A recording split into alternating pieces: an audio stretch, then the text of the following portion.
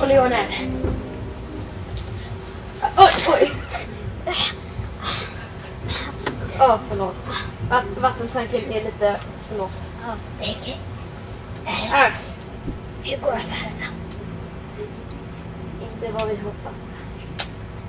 Hoppades. Hur går det gå? Fast ni är ni Har du tagit över oss? med mycket. Kolla. De har tagit över alla våra kasinon som vi har i stan. Fan.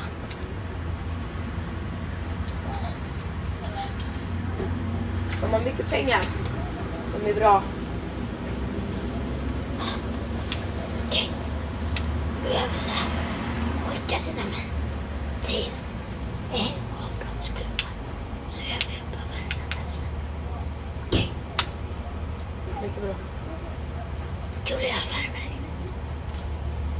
Som alltid de kommer att göra. Ge honom vad han tar. Nej!